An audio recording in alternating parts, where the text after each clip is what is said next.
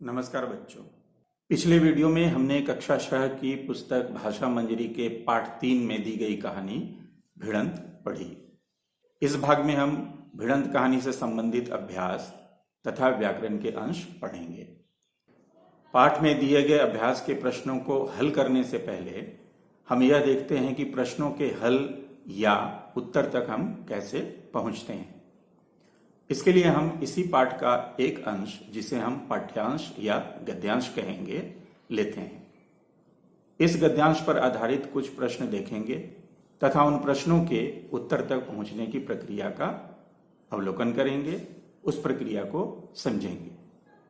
पाठ के अभ्यास के प्रश्नों को हम किस प्रकार हल करें, इन प्रश्नों के उत्तर कैसे ढूंढें, इसके लिए आइए हम भिड़ंत कहानी के एक अंश से सीखने की कोशिश करते हैं। अक्सर ऐसे प्रश्न भी पूछे जाते हैं जो यहाँ दिया गया है। दिए गए गद्यांश को पढ़कर प्रश्नों के उत्तर दीजिए। आइए देखते हैं कि गद्यांश के आधार पर हम प्रश्नों के उत्तर किस प्रकार से पता करेंगे। इसके लिए सबसे पहले हम सावधानी पूर्वक समझते हुए गद्यांश को पढ़ते हैं। एक था मदारी। मदारी के पास थी दो चीजें, एक बंदर, दूसरी बकरी। इन्हीं की सहायता से वह अपने खेल दिखाता। एक दिन वह गया मेले, खरीदे कुछ केले, खाने के पहले नहाने की सूझी। ढूंढ लिया तालाब, बगल में थी झाड़ी, बांध दिया बंदर, बांध दी बकरी, रख दिए केले। कपड़े उतारे, चला गया नहाने। वह लौट कर आया तो केले नदारद। केले कहीं नहीं, छिलके जरूर थे बकरी के सामने। उसने बंदर को देखा, वह साधु बना बैठा था। मदारी ने कहा, वाह रे शेख सादी, उस्ताद से ही उस्तादी। अव्वल तो केले खा गया, दूजे इल्जाम बकरी पर चढ़ा गया। उसने मक्कार बंदर को 4 छड़ी जमाई। यह है गद्यांश। इसके आधार पर जो प्रश्न दिए हुए हैं उनके उत्तर हम किस प्रकार ढूंढेंगे। पहला प्रश्न है, मदारी के पास कौन सी 2 चीजें थीं? चलिए देखते हैं कि गद्यांश में इस प्रश्न का उत्तर कहां होगा। गद्यांश को पढ़ने से पता चलता है कि मदारी के पास थी 2 चीजें, एक बंदर, दूसरी बकरी। यहां पर हमारे प्रश्न का उत्तर मिल जाता है। उत्तर है, मदारी के पास 2 चीजें, बंदर और बकरी थी। इस प्रकार पहले प्रश्न, मदारी के पास कौन सी 2 चीजें थीं, इसका उत्तर हुआ, मदारी के पास 2 चीजें, बंदर और बकरी थी। अब प्रश्न 2 पर आते हैं। प्रश्न है, केले के छिलके कहां पड़े हुए थे? चलिए वापस हम लोग चलते हैं गद्यांश पर। गद्यांश के दूसरे अनुच्छेद में यह लिखा हुआ है, छिलके जरूर थे बकरी के सामने।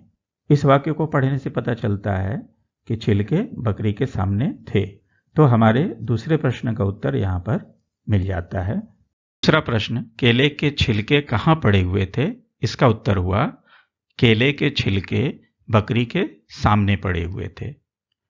अब तीसरा प्रश्न देखते हैं, बंदर किस प्रकार बैठा था? पुनः हम लोग गद्यांश की ओर चलते हैं।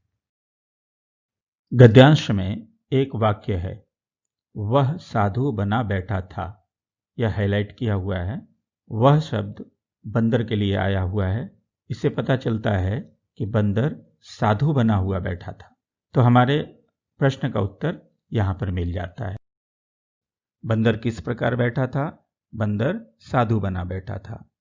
यहां हम देखते हैं कि प्रश्न 1, 2 और 3 में जिस प्रकार के प्रश्न दिए गए हैं, उन प्रश्नों के उत्तर प्रश्न में दिए गए शब्दों के आधार पर हम गद्यांश में से बहुत आसानी से ढूंढ लेते हैं। आगे चलते हैं और कुछ अन्य प्रकार के प्रश्न देखते हैं। अगला प्रश्न है, मदारी क्या करता था? आइए इस प्रश्न का उत्तर गद्यांश में से ढूंढने की कोशिश करें। इस प्रश्न का उत्तर ढूंढने के लिए हम गद्यांश को पढ़ते हैं। एक था मदारी। मदारी के पास थी 2 चीजें, एक बंदर, दूसरी बकरी। इन्हीं की सहायता से वह अपने खेल दिखाता। इन्हीं की सहायता से वह अपने खेल दिखाता। कौन खेल दिखाता? मदारी। किसकी सहायता से? बंदर और बकरी। इन्हीं शब्द बंदर और बकरी के लिए आया हुआ है, तो हमें यहां पता चल जाता है कि बंदर और बकरी की सहायता से मदारी खेल दिखाता है। तो प्रश्न था मदारी क्या करता था, तो उत्तर हुआ मदारी खेल दिखाता था। यहाँ पर हम प्रश्न के उत्तर तक सीधे तौर पर नहीं पहुंचते, हमें 4 वाक्य यहाँ पर पढ़ने पड़ते हैं और चारों वाक्यों को हम मिला करके यह पता करते हैं या उत्तर तक पहुंचते हैं कि मदारी क्या करता था। मदारी क्या करता था, इस प्रश्न का उत्तर हुआ मदारी खेल दिखाता था, या इसे ऐसे भी लिखा जा सकता है कि मदारी बंदर और बकरी की सहायता से खेल दिखाता था। अब अगले प्रश्न पर चलते हैं।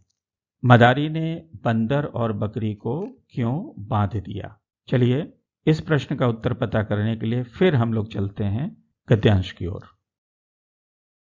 बांधने का संदर्भ गद्यांश में यहां पर आता है, बांध दिया बंदर, बांध दी बकरी, रख दिए केले, कपड़े उतारे, चला गया नहाने। यहां पर यह नहीं पता चलता कि मदारी ने बंदर और बकरी को बांधा क्यों, स्पष्ट ऐसा इसमें कोई उल्लेख नहीं है, कुछ लिखा हुआ नहीं है। हमें यहां पर अनुमान लगाना है। तो अनुमान लगाने के लिए हम ये देख रहे हैं कि मदारी नहाने जा रहा है, तो नहाने जब जा रहा है तो बंदर और बकरी अगर खुले रहेंगे तो वह इधर उधर जा सकते हैं, बाद में मदारी को उन्हें ढूंढने में मुश्किल होगी, इसलिए मदारी ने उन्हें बांध दिया होगा।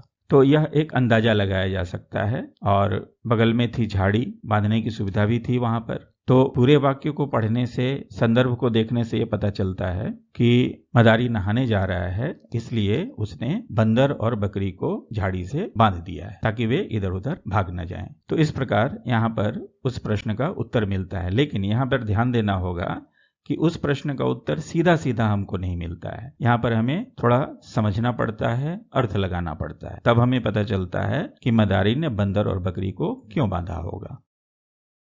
मदारी ने बंदर और बकरी को क्यों बांध दिया, इस प्रश्न का उत्तर हमें मिलता है, मदारी ने बंदर और बकरी को इसलिए बांध दिया कि दोनों इधर उधर भाग ना सके। प्रश्न 4 और 5 में जिस प्रकार के प्रश्न दिए हुए हैं, ऐसे प्रश्नों के उत्तर के लिए गद्यांश को पढ़कर समझना जरूरी होता है। ऐसे प्रश्नों के उत्तर सीधे सीधे गद्यांश में नहीं दिए हुए रहते, इनसे संबंधित अंश को पढ़कर उनका अर्थ निकालना पड़ता है और अपने उत्तर तक पहुंचना पड़ता है। चलिए आगे कुछ और प्रश्न देखते हैं। यहां प्रश्न 6 है, मदारी ने बंदर को क्यों मारा? क्यों मारा ये प्रश्न है, तो हमें पता करना है कि मदारी ने बंदर को मारा तो क्यों। चलिए फिर हम गद्यांश की ओर चलते हैं। इस प्रश्न का उत्तर पाने के लिए पूरी घटना को समझना होगा। मदारी जब नहाकर आता है तो पाता है बकरी के सामने छिलके पड़े हुए थे। इसका अर्थ हुआ कि केले को छील कर खाया गया है, साबुत नहीं। बकरी और बंदर में से केले छीलने का काम कौन कर सकता है? बंदर ही कर सकता है, बकरी बिल्कुल भी नहीं कर सकती। तो यह साफ तौर पर समझ में आ जाता है कि केले को छीलकर केला बंदर स्वयं खा गया और छिलके बकरी के आगे रख दिए ताकि मदारी यह समझे कि केले बकरी ने ही खाए हैं। तो पूरे घटनाक्रम को देखने पर इस प्रश्न का उत्तर यह हो सकता है, मदारी ने बंदर को इसलिए मारा कि उसने 2 गलतियां की थी। एक तो उसने चोरी से केले खा लिए और दूसरा अपनी गलती को छुपाने के लिए बकरी को दोषी बनाना चाहा। इस प्रकार हमने 3 तरह के प्रश्न देखे। कुछ प्रश्न ऐसे थे जिनके उत्तर गद्यांश में ढूंढने से आसानी से मिल जाते हैं। इन प्रश्नों में प्रश्न में दिए गए शब्द ही संकेत का काम करते हैं। गद्यांश में भी ऐसे शब्द होते हैं या लगभग मिलते जुलते शब्द होते हैं जिनकी सहायता से हम उत्तर ढूंढ लेते हैं। दूसरे प्रकार का जो प्रश्न है उसका उत्तर पाने के लिए गद्यांश को पढ़कर समझना होता है। और तीसरे प्रकार का जो प्रश्न हमने देखे, उन प्रश्नों के उत्तर पाने के लिए हमें गद्यांश को समझना और किसी नतीजे तक पहुंचना जरूरी होता है। हम अपनी सामान्य बुद्धि और तर्क शक्ति का उपयोग करते हैं और प्रश्न के उत्तर तक पहुंचते हैं। आशा है आप समझ पाए होंगे कि प्रश्नों के उत्तर हम गद्यांश या पाठ में किस प्रकार ढूंढते हैं या उनके उत्तर तक हम कैसे पहुंच पाते हैं। आपने यहाँ मुख्य रूप से 3 प्रकार के प्रश्नों को देखा और यह समझा कि ऐसे प्रश्नों के उत्तर तक हम कैसे पहुंचते हैं। चलिए अभ्यास के अन्य प्रश्नों को देखते हैं। यहाँ प्रश्न और उनके उत्तर तक पहुंचने के लिए संकेत दिए गए हैं। इनके उत्तर तक आप स्वयं पहुंचने की कोशिश कीजिए या ढूंढने की कोशिश कीजिए कि इनके उत्तर क्या होंगे। आपके अभ्यास के लिए जो प्रश्न हैं वह इस प्रकार हैं। प्रश्न 1, मदारी कैसे समझ गया कि बंदर ने केले खाए हैं? इसके लिए संकेत है बंदर के हाथ हैं, बकरी के नहीं। प्रश्न 2, कौशल नरेश और काशी नरेश के बीच कौन सी समस्या उत्पन्न हो गई? संकेत है संकरा रास्ता। प्रश्न 3, कौशल नरेश ने अपना रथ पीछे क्यों कर लिया? इसके लिए संकेत है काशी नरेश को स्वयं से बड़ा मान लेना। अब हम पाठ में आए मुहावरों के अर्थ देखते हैं। ये मुहावरे अभ्यास में भी दिए हुए हैं। पहला है गुड़ गोबर करना। इसका अर्थ होता है बना काम बिगाड़ देना। श्री गणेश करना, इसका अर्थ है प्रारंभ करना, शुरू करना। तीसरा मुहावरा है काठ का उल्लू होना। इसका अर्थ हुआ मूर्ख होना, बेवकूफ होना। चौथा, अपना उल्लू सीधा करना।